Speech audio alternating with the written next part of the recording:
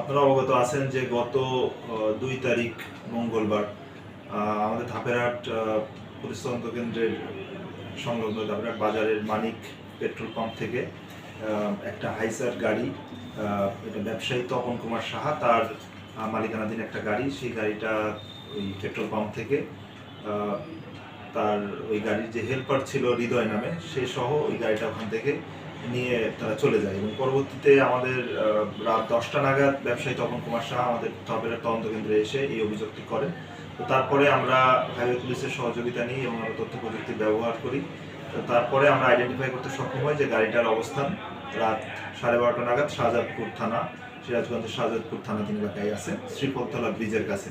পরবর্তীতে আমরা শাহজাদপুর থানা পুলিশের সহযোগিতায় আমাদের ধাপেরহাট তদন্ত কেন্দ্রের একটা টিম সেখানে যায় এবং সেখান থেকে তপন কুমার সাহার মালিকানাধীন যে ট্রাকটি, সেটা অক্ষত অবস্থায় আমরা উদ্ধার করতে সক্ষম হই। এবং ট্রাকে আমরা একজন আমির হোসেন নামে একজন ব্যক্তিকে ট্রাকে চালক অবস্থায় পাই, যার বাড়ি চট্টগ্রাম। তো সে নিজেকে দাবি করে যে সে ওই ট্রাকের কর্মচারী হিসেবে কাজের জন্য আসছে।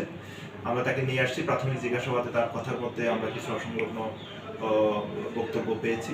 ধাপেরহাট তদন্ত কেন্দ্রের একটা টিম এই টোটাল অপারেশনটা পরিচালনা করেছে এবং আমরা এই ঘটনায় ট্রাকের মালিক তিনি নিজে বাদী হয়ে একটা মামলা রুজু করার প্রক্রিয়াধীন আছে এবং আমরা চেষ্টা করছি যে এই ঘটনার সাথে আরও কেউ জড়িত আছে কিনা তাদেরকে খুঁজে বের করার জন্য, এবং কোনো সংঘবদ্ধ চক্র যদি এর সাথে জড়িত থাকে সেই চক্রকে আমরা অ্যারেস্ট করতে সক্ষম হব।